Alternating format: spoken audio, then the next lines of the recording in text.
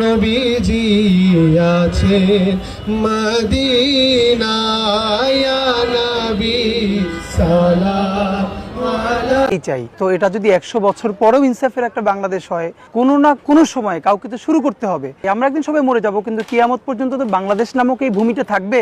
সেখানে একদিন না একদিন মানুষ যেন একটা ইনসাফের রাষ্ট্র করতে পারে, ওই লড়াইটার জন্য কাউরে সূচনাটা করতে হবে। এটা শুধু ঢাকা ৮ শাহবাগের জন্য বলছি না, এটা বাংলাদেশের ৩০০ আসনের জন্য।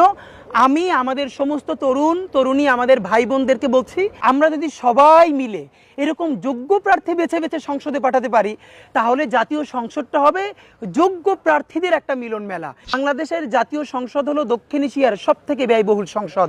আপনি ভাবেন, সেই সব থেকে বাংলাদেশের মতো একটা গরিব দেশ, তার সংসদ এত ব্যয়বহুল, সেই সংসদের মধ্যে বসে প্রতিদিন মমতাজ হাসিনার গুণগান করে গান গাচ্ছে এবং সবাই মিলে সেখানে একটা থার্ড ক্লাস মজমা বসাচ্ছে। আমাদের যেটা করতে হবে, নতুন বাংলাদেশ, ইনসাফের বাংলাদেশ বিনির্মাণে আমাদের সংসদকে যদি কার্যকর করতে চাই, তাহলে দলীয় প্রতীক নয়, ব্যক্তির যোগ্যতা দেখে আপনারা সবাই ভোট দিন। এবং এরকম যদি একটা আমরা ভালো সংসদ করতে পারি, ইনশাল্লাহ আমরা একটা ইনসাফের বাংলাদেশও বানাতে পারবো। আল্লাহ আমাদেরকে যেটুকুন সুযোগ দিয়েছেন, এটুকুন উজাড় করে আমরা আরও বেশি শক্তি, সাহস এবং যোগ্যতা নিয়ে যেন ইনসাফের বাংলাদেশ বিনির্মাণে আমরা ভূমিকা রাখতে পারি, সকল মানুষের কণ্ঠস্বর হয়ে উঠতে পারি, গণমানুষের।